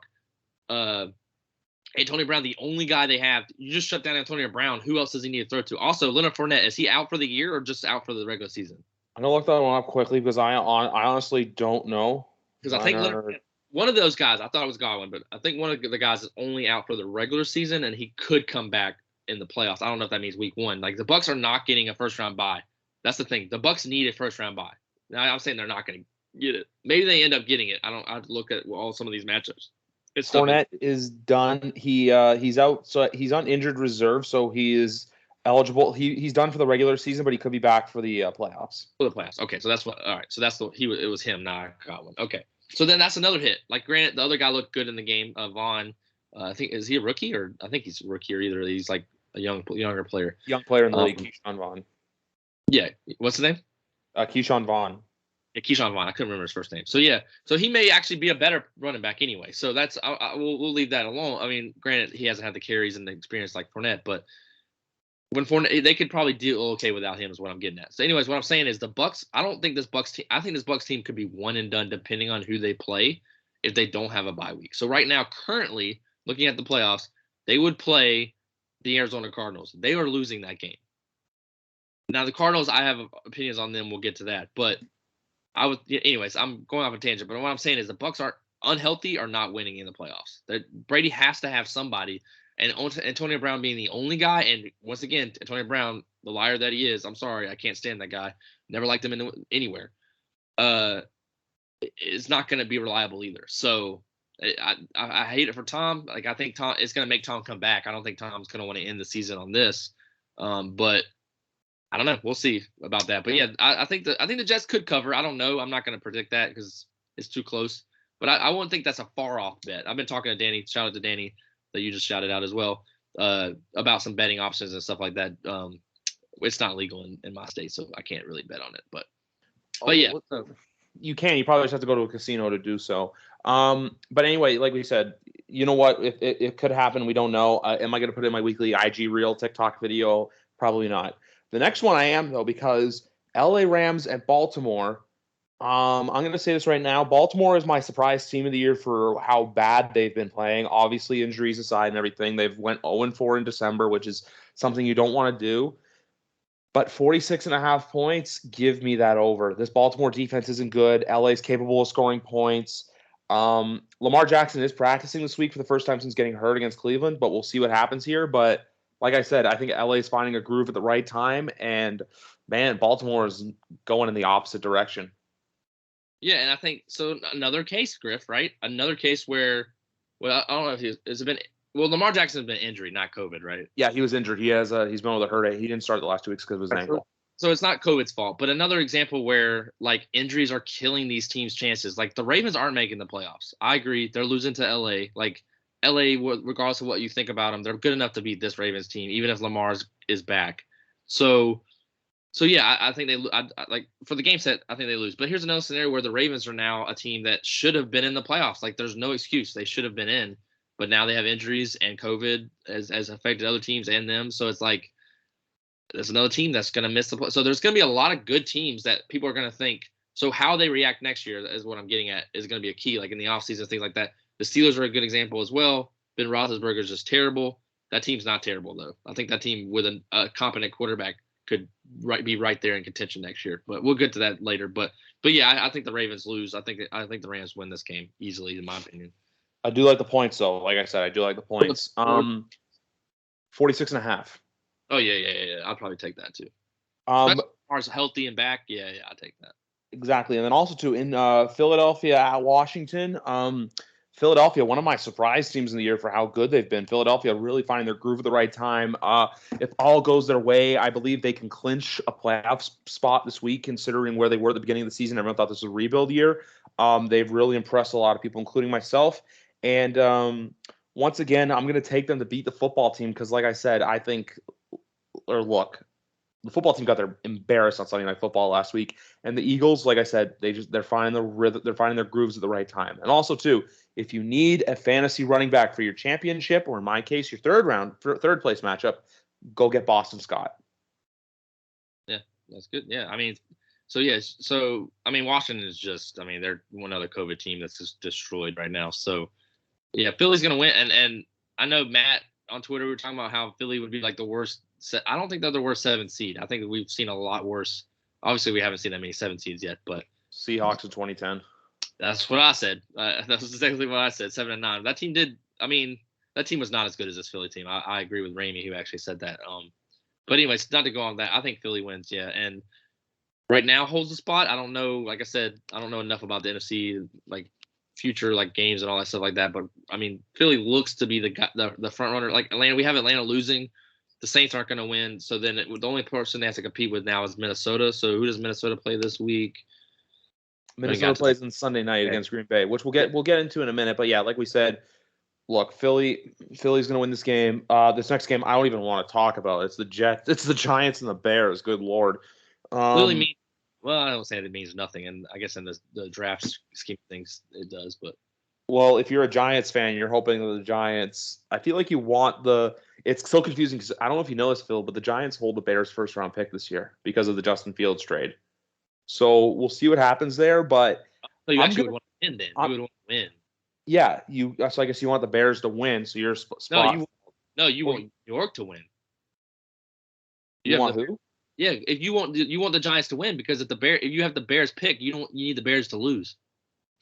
Fair point. Fair point. I'm going Bears to win this game though. I think that the Bears, I think the Giants are just a broken team right now. I think the Bears are and the Bears too. If Nick Foles is starting again this week, which I think he may be, go with Big Dick Nick. Big Dick Nick. That's all I gotta say. That's literally all I have to say about that game. But the next game, the last one in the 1 o'clock window, a game, honestly, at the beginning of the year, I don't think people would have thought as intriguing, but I do now. And it kind of sucks I have to miss it, but it is what it is. For all of you asking, hey, Patriots football takes precedence. Yeah. Kansas City at Cincinnati. Ooh, huge game. I think game of the week, in my opinion. Bengals have been the surprise team of the year, in my opinion. They're 9-6. They're first place in the division, only in their second year with Burrow. T. Higgins is taking a second-year leap. Joe Mixon's really good. Jamar Chase. I know I love Mac, but I think I got to start leaning towards Jamar Chase for Offensive Rookie of the Year. This is a game right here. I think it's more this is a game, honestly, I can see – so the spread is at 5 points right now. But I'm going to say this. Chiefs win, Bengals cover. Chiefs win, but Bengals cover. What's the Bengals lose a heartbreaker, you know? Yeah. What's the spread again? 5 points. So let me just say this.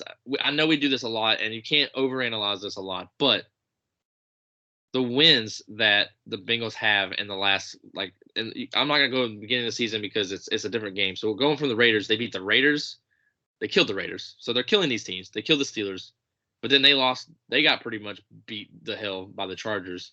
And then the Niners game was close, but they lost to that one. And then they beat the Broncos barely, and then they smashed the Ravens, which they did in the beginning of the season. They've done that twice. They've done it twice. So I think they have the Ravens number 100%, right? They're the best in that division, without a doubt. I believe that. I don't know if I picked the Cincinnati Bengals to win it all or win the division before the year, but obviously we didn't know what the Ravens would do. I think we were all on Cleveland, to be honest with you. Were we on? I don't think I was. I was. We'll look. Yeah, I was on Cleveland. That is true. That division is, that's a tight division, even healthy. Look at them. They're all close to 500, if not above it. So, but yeah, the Bengals, I don't think they have what it takes to beat the Chiefs. But if they beat the Chiefs, or at least lose a heartbreaker, and they could play them again because they're playing them at home this time. Yeah, so it's in Cincinnati. Yeah, so they'd have to go to Kansas City the next time unless they win this game, which even then I still think it's slim. But because Kansas City can probably clinch it with a win, clinch the number 1 seed. I don't remember, but so Cincinnati. I think Cincinnati will make this semi-close, but I think Kansas City wins and pulls away for sure. If Tennessee, I believe so. If Kansas City wins, they'll go to 12-4, and then if Tennessee does win, they'll be right a game behind them. So I think it's basically if Kansas City wins and Tennessee loses, then Kansas City will clinch. But I think if Tennessee wins and Kansas City wins, they'll probably clinch next week when they play Denver, unless Kansas City were to lose here. But no, I think this is a game where, you know what, Cincinnati loses a heartbreaker, like a last-second Kansas City field goal. Give me 27-24, somewhere in that range. And also, we're talking about Cincy a lot, but Kansas City's also just they're peaking now. They looked awful in the year, but here's the issue: 7 in a row. They have won 7 in a row. Wow, I didn't know it was that many. Okay, but they looked awful for a long time. But once you get healthy, once you get it together, get it figured out. 8, my bad. 8 in a row. They won 8 in a row? Yeah. So there's a lot of teams. Yeah, they have. So that's a lot of teams. And some of those teams they beat have been good. So I'll give Kansas City the credit with that. They beat Dallas. They beat a Chargers team that's kind of in the middle there, or almost at the cusp. Can I list them off? Huh? Can I list them off for you if that's okay? Yeah, go ahead. I was looking at it, but go ahead, yeah. Giants, Packers, Raiders, Cowboys, Broncos, Raiders, Chargers, Steelers. The only game in there where I look at them like E is the Raiders because they killed the Raiders 41-14 and 48-9. That wasn't even close. Yeah. So, but I think that's because they're far and above those guys. So, like, who do they play that would potentially be someone that could stop them down? The Cowboys are the only team, and they won by 10. But I want to say Dak didn't play that game. No, I don't think Dak played that game. It's just they weren't 100%. That was a really weird game too for them. It was like a low scoring game. Dak really didn't do much. I think Dallas was without someone. I can't remember off the top of my tongue though, but like I said, I think it just is what it is, but I think too I'm going to say this right now. A loss, I think, would not hurt the Chiefs. I think everyone kind of says right now, you have to be dominant going into the playoffs. You have to do this, this, and this. But whenever I think about it, and as we come up on the 2nd-year anniversary of the podcast this Sunday, since I recorded episode 1 on January 2nd of 2020, Phil came on here and said a take that, remember, the Baltimore Ravens were going to lose the divisional round playoff game. I did. Yes. I did. The same thing. If they roll into the playoffs at 13-4 and everyone thinks they're unstoppable, they've won 10 in a row. I'm just saying, a little adversity in November and December does not kill you. Yeah, and I agree. And here's my point to add on to that. Do I think you can pick, like actually pick on paper at the end of the day going into the playoffs? We'll see what happens this week and next week, obviously. But at this point, do you think is there anybody you can pick other than Kansas City confidently? No.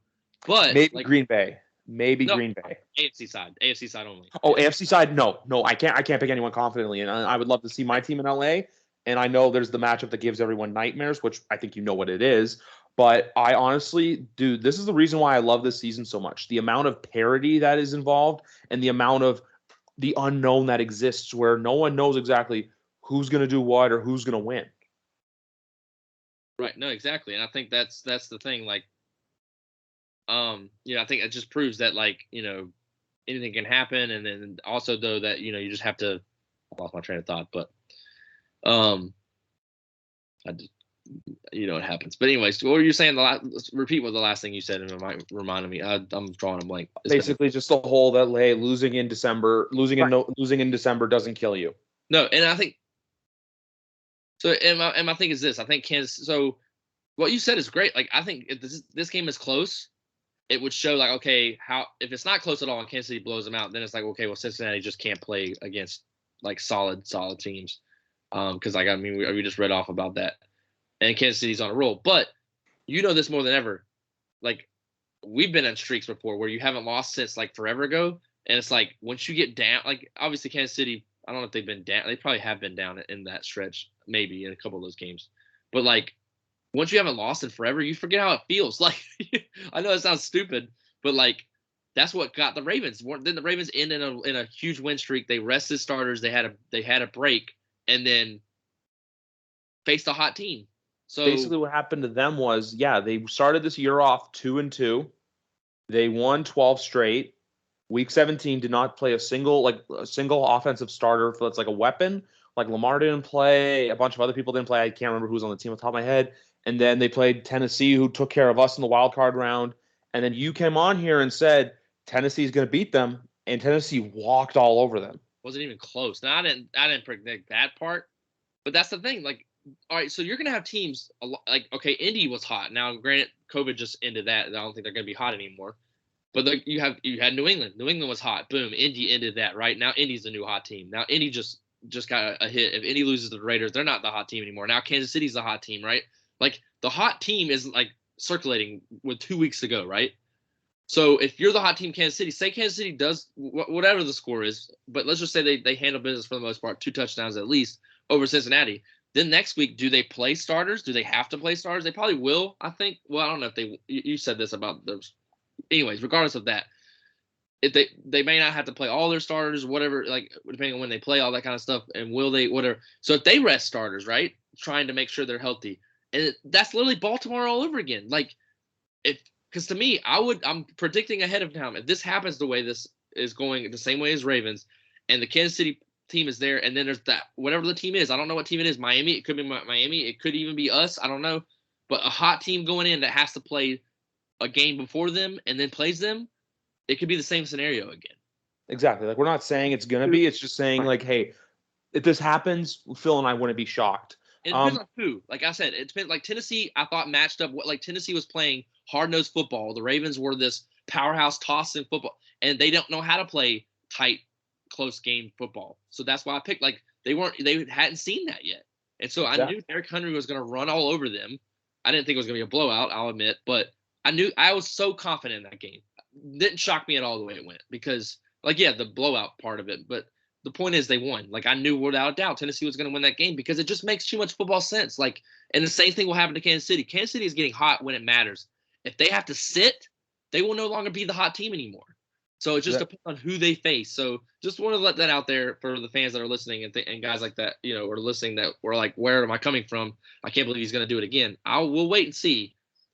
It's all case by case. And look, if this year isn't evidence of it at all, it changes week to week. You cannot overreact on Monday. You cannot have Monday overreactions. Exactly, but that's the thing about the NFL. It's always overreactions. With that comes the end of the 1 o'clock slate. Now the 4 o'clock slate this week is loaded. There are 5 games. First one up is Denver at the LA Chargers. I want to go for some reason. I want to go Denver upset because LA is that same sort of team, you know, where look at last week. Everyone thought they were going to take care of the Texans, beat them no problem. And they got their butts whooped by the Houston Texans. I think the LA Chargers are just that team where, look, when push comes to shove, they don't know how to respond properly. Yeah, I just think they're still young. I don't know what the issue is yet. It could be a coaching problem or it could not be a coaching problem. It could just be a talent problem. I don't know. But Herbert's amazing. Like, he has some issues. Like, I think every quarterback's not perfect, and I think we like to crown these quarterbacks when they start doing well. But Herbert has shown some great things and he's shown some bad things, and I've seen it firsthand. So I don't know what the Chargers' identity is yet. I think they're still trying to figure it out. I'm not going to say it's the coaching just yet because I think the coaching has helped Herbert, or the head coaching, anyways. But I mean, I think they win this game. But I agree with you. Like, I don't trust this team right now, and they're not going to make the playoffs like they should have made. Like, I'm pretty sure we picked them to make the playoffs preseason, or some of us did. So. So I think they win the game, but I would not be shocked if it's close, and also not shocked if it's, you know, if Denver was to pull it off. I'm gonna go with an LA win, but a Denver cover. I think that I wouldn't be shocked if there was like an outside chance that the Broncos did win this game, though. Oh, right, exactly. Broncos also beat them earlier this year too in Denver. Exactly. I remember that because I was gonna say I think Denver won the last one. So yeah, exactly. And the next game right here. This team is a huge underdog. They're on the road. The Houston Texans are going to San Francisco to play the 49ers. But Jimmy Garoppolo's hurt, and Trey Lance is playing quarterback. He is playing. Okay, all right. Yep. The Houston Texans, give me them 12.5 points to cover that spread. I think there's a chance the Houston Texans win this game. I think San Francisco, they're a good team, but they're without Jimmy, I just can't. I don't know what it is. Because San Francisco is one of these teams. When they are healthy, they're rolling. They're scary. When they get hurt, they're not a good football team. We've seen that. Because if you also look at them too, they've all but one of Kyle Shanahan's seasons have been under 500. They're 8-7 right now. So we'll see what happens down the stretch. They have the Rams after this, but I don't know I think the Texans can win this game, but I'd love the Texans to cover this spread, and this could be a very close game. I think this is one of those games, where everyone kind of thinks, hey, we're going to trap people and think that Houston's going to win no problem, I think they definitely cover the spread. I agree with that. I think Houston's kind of found their identity at least enough to where they can beat an injured San Francisco team. Trey Lance doesn't have enough full game experience. He doesn't have starting. Is this his first start technically, or did he? He started at one game against the Cardinals, I want to say, and he may have started another one, but he did not look all that good. So that's why I'm saying it. But I will say this about San Francisco, though. Yeah.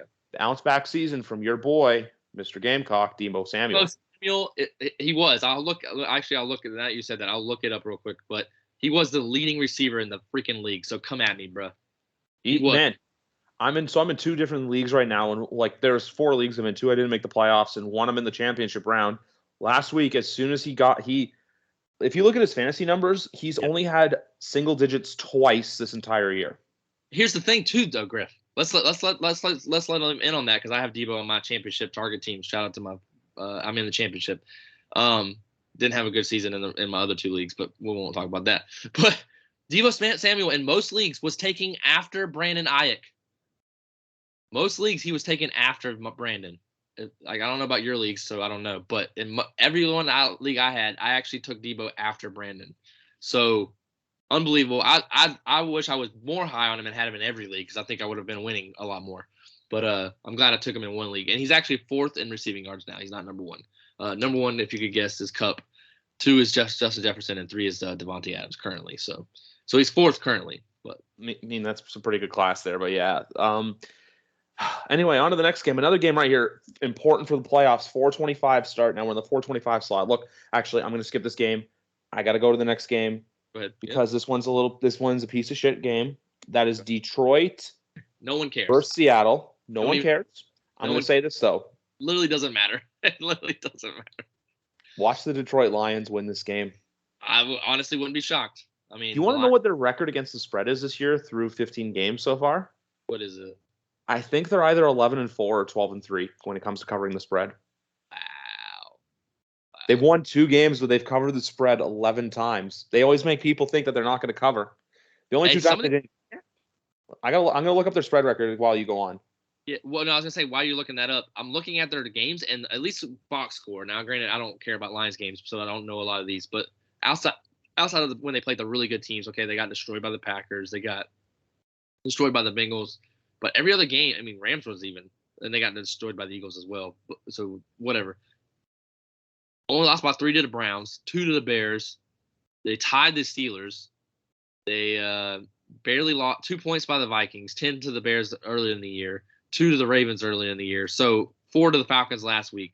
So I mean, maybe the Lions are better than I mean, obviously they're terrible, but I'm saying like maybe they're not as terrible. Maybe they're not that far. All they need is a little push. To quote my favorite movie, all you need is a little push. They're 10-5 on the year, which is the 4th best record against the spread. 3rd is Indy at 10-5. Green Bay is 11-4, and Dallas is 12-3. So that's all I'm saying. Look, hey, I think they can win. They may, but man, 7 points against Seattle.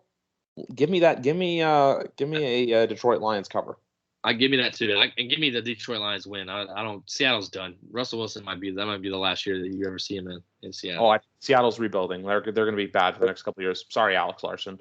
Sorry, the game we skipped, and I want to get back to, is Arizona at Dallas. Dallas is a 5.5 point favorite, and you know what? I really like the Cardinals, and I like Kyler Murray, but I think Dallas is just finding it at the right time, and I think that. I know Arizona's in the playoffs, but they're going in a bad direction. I really like the Dallas Cowboys to win this game and cover. Give me like a Dallas Cowboy, like a 31-21 victory. Honestly, I couldn't agree more. I think Arizona looks terrible. Murray's still talented and he can do what he can, but without Hopkins, that team's not the same. Like, yeah, I picked up Zach Ertz because Zach Ertz's numbers has actually gone up. He's my tight end for my championship league because like the league I'm in the championship is because like he has no one else to throw to. Like without Hopkins, there's just no one that is on the level of, so Ertz is getting care. I don't think. Now, granted, maybe they figure it out, but I don't think they figure it out against Dallas. I think Dallas wins pretty easily unless there's some kind of COVID issues there. But yeah, I got Dallas covering for sure, or making sure they cover the spread or whatever. But yeah, exactly. I think Dallas is winning it. Next up, Carolina at New Orleans. This is tough to tell because I want to see who's starting for New Orleans. We haven't seen if Taysom or Simeon are out of protocol yet. Carolina announced Sam Darnold, but you know what? Give me the Saints on a bounce back. I think there's a chance the Saints can run the table and get into the playoffs and finish 9-8 on the year. There's just something about this game. I think the Dome's going to be rocking Sunday afternoon. This game got flexed to 425. Give me the Saints to win this game. That's all I have to say. I have nothing else to put on this game. Also, because Carolina is just horrible. Yeah, they're done. They need their offensive line. By the way, just to give a little bit of credit off of Sam Darnold, is terrible. Literally depleted. It's terrible. Their offensive line has got to get fixed. I've heard some people go for the coach's head. I don't think it's his fault. I think you got to fix the O-line first. It's just, if you haven't learned that yet, guys, the games are won in the trenches. Like Joe said it earlier today. Griff has said it multiple times. I've said it. Like, you don't have an O-line, you're not going anywhere. Patrick Mahomes got embarrassed in the playoffs or in the Super Bowl because he had zero offensive line in that game. Granted, he faced a really good D-line, so that's even worse. That's why it was the worst case scenario for him. But that's for Carolina. Like Sam Darnold isn't a good quarterback, but he's having to try more because the offensive line is terrible. But anyway, it could be the last. Cam Newton might be done.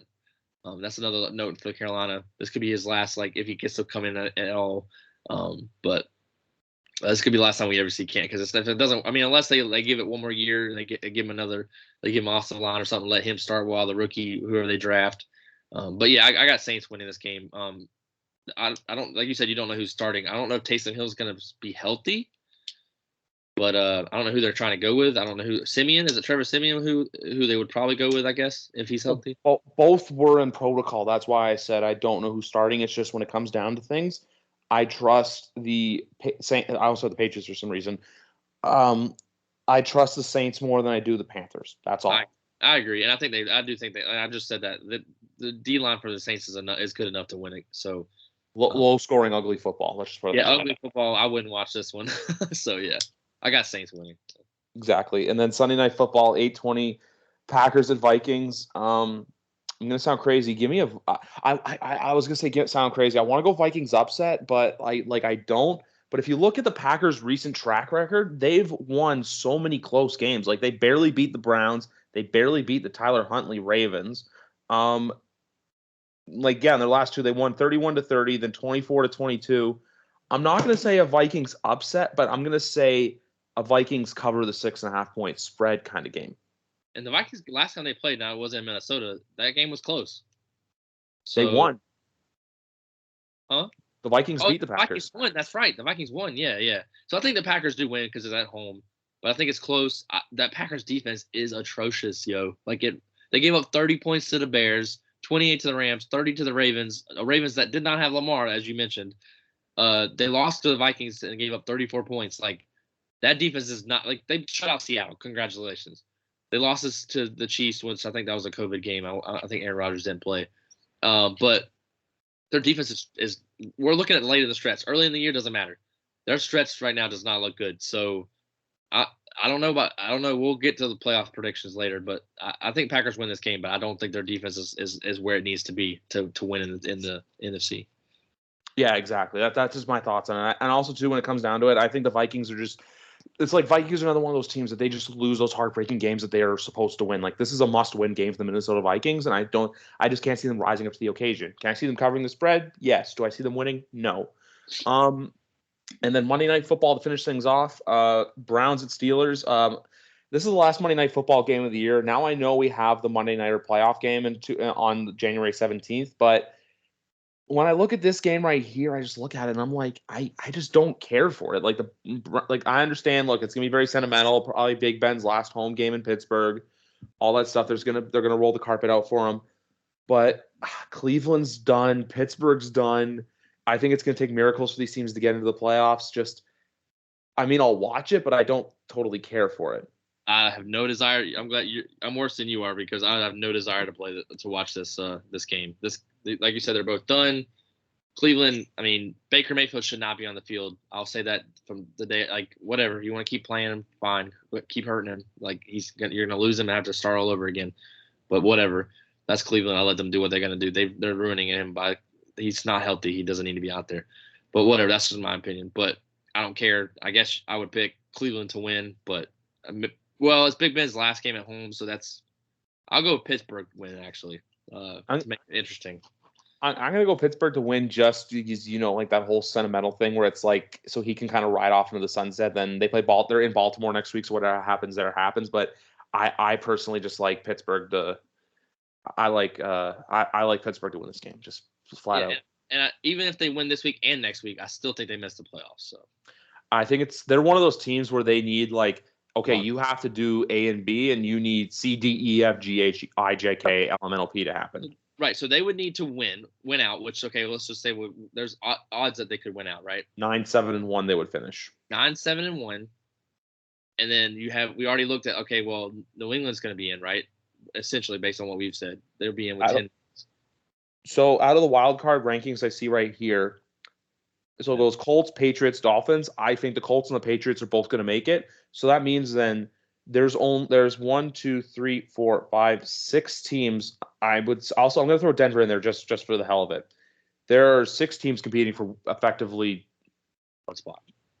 one spot. Yeah, I would say 3, but I can't see Indy and I can't see the Patriots losing out. I can't see it. If it happens, it happens. But as it goes right now, I think look, you have 7 teams competing for one spot. Yeah. Well, here's the thing though. So Indy loses. I have Indy like I don't know if I officially. I think I did have. Yeah, I said they lose if Carson Wentz doesn't play. Carson Wentz doesn't play and they lose. They'd be 9-7. They'd win the next week against Jacksonville. They'd be 10-7. 10-7. Like Pittsburgh can't get 10 wins, so they can't match them, right? Yeah. So Miami, if they win this week, they're 9-7. If they lose next week, they're 9-8. They could beat them because they would only have 7 losses. So Miami, they'd beat Miami. They'd beat the Ravens. They'd beat the Chargers. The Raiders would be a win against the Colts. Who they played the last week? The Colts finished with Jacksonville. No, the Raiders. Oh, the Raiders finished with the Chargers. That's going to be that game could either be for a lot or that game could be for nothing. Right. So then at that point, well, we don't know. So let's just say Chargers win this week. Even I think I picked them, but we're not shocked if they win. So if Chargers won this week and Raiders won, they'd both be 9-7. So winner that game is in. So if that at that point, based on that, if New England was to beat Miami, if New England loses to Miami, Miami's in. So if Miami beats New England, they're in. If they win this week, obviously. I'm basing off of my picks at least. You pick Tennessee. So if you pick Tennessee, it'll be a little different. But so yeah, Steelers need a lot. This is what we're getting at. They need a lot. Yeah. Exactly. So you know what? This next week and a half is going to be very interesting, and then also too, because remember we have the 2 So next weekend we're going to have the 2 Saturday games, a 4:30 and an 8:15 kickoff. Both games with playoff implications. I'm looking at the schedule right now for that. I could easily see San Francisco, LA being one of those games, and the other one potentially maybe New England, Miami if both teams haven't clinched yet. But if New England clinches this weekend, I can't see it being that. The only other one I could see is maybe Dallas and Philly. They haven't announced the 2 games yet. They're going to wait till after this week. Is that what they're doing? I think they're going to probably announce them. I would have to say, you know how there's a window either. I was going to say either the window between the 4:25 games and the Sunday night game, or at halftime of Sunday Night Football. I think that's when that news will break of what game. I got you. Yeah, because they got to announce them before Sunday's over, I would think. Exactly. I think the teams will get notified, and then it will become public knowledge. I would say either Sunday night or Monday morning. What's your prediction of the 2 games? Just predict. Let's just predict and see if we can get it right. But I'm going to say San Francisco and LA, the Rams and the 49ers, and the other one I'm going to say Dallas versus Philadelphia. One thing I'll say, I'll assume it's one AFC and one NFC. I can't imagine they get 2 NFC games. I can't either, but you never know. That's the only thing. Well, I would say yes, New England, Miami. If Miami beats Tennessee, so Miami has to beat Tennessee for that to happen, and New England has to not clinch. If New England clinches, they're not going to put it has to be everything. They want to put an everything on the line game where if someone wins, they're in kind of thing, right? I would think that's what they would want to do on Saturday. Maybe not, but at least one. I do have another outside pick for that. Sorry to cut you off, and that is another one I have that you could throw in there is Baltimore, Pittsburgh. That's true because that could be for it. I mean, that could be but based on my picks and stuff, like I said, New England's still going to have Miami's going to be in the hunt, and New England won't have clinched a playoff spot yet, but they'll pretty much be in. So I think New England, Miami is probably going to be one of them. My other prediction, to go with what I said, it would have to be an NFC game. The one you said was good. It's probably the only one because of the. Let's see. I'm just making sure. Tampa, Carolina, nope. It would probably be Dallas, Philly, I would think. So 2 division games on Saturday. That's big money. I mean, or San Fran, LA. That's a good choice as well. New Orleans, Atlanta is another one to look into as well. So what? New Orleans, Atlanta. I think Atlanta would have to beat Buffalo for that to matter, though. No, but if the Saints are in a winner if the Saints are in a situation where it's like, hey, win and you're in. Yeah, but Atlanta won't be though, so that's why I think I don't know. But you might be right. I mean, they can't put every game there, so. Or Chargers Raiders. That's the only one I can think of. I just can't see them putting 2 West Coast teams in there. Right. If they pull two games that are like playoff defending, then they need Sunday games to also have that. So, because you don't want to have you pull 2. So based on what we say, how many games would there actually be where where both teams need to win? So like New England, Miami, Dallas, Philly. Jacksonville isn't playing for anything. Pittsburgh, Steelers, Pittsburgh, Baltimore, Los Angeles Raiders would that would possibly be and then San Fran and LA. So that's 5 that both teams like Denver's technically if Denver wins, but we don't have Denver winning. So They're also playing the Chiefs, though. That's the thing. No, that's what I'm saying. But like I'm saying, if Denver beats the Chargers this week, then yeah, then we replace the Charger game with the Denver-Kansas City game because Denver would need to win to get in. So yeah, so like those 2 games are so about 5 or 6 games, but usually just 5. There's just one game that switches back and forth with the other depending on the results. So it's gonna be. I mean, God, as you can tell, we're talking forever about football because we love it. Like this is the hot season. We're ready. And I think it's not anyone's game particularly, but it's a wide open Super Bowl in my opinion with Tampa and with their struggles and Kansas City's early struggles. So, not to mention we talked about Madden. Are you still there? Yes. Okay. Not to mention we talked about Madden. I was thinking about this as well when I looked through the Madden covers again, just reminiscing and stuff. This year's cover has both Mahomes and Brady in it, so wouldn't it be fitting that in Madden passing, the Madden curse hits both of them? So. We'll see. But yeah, like I said, that will be the interesting thing if the Madden curse hit them both, and the Madden curse was they just didn't make the Super Bowl. And so we got a match. Everyone thinking the Kansas City Tampa rematch, or either Tampa somebody or Kansas City somebody, and we got neither of that. We get like Green Bay, Indy, or we get New England, Green Bay, or New England, LA Rams again, or something random. I'm not saying New England. I'm just saying the Kansas City team, Tennessee versus somebody or something like that. Oh, yeah, exactly. We'll cross the bridge when we get there. The only other thing I see right now as I'm scrolling Twitter, Jimmy Garoppolo says he feels confident that he will be able to play on Sunday. So we'll see where that goes. It's obviously only Wednesday, so we'll see where we go down that rabbit hole. The only thing I got to ask Phil quickly before we wrap up: Spencer Rattler to USC. Thoughts? Just a quick thought on it. Quick thought on it. I hate the kid. That's a little harsh.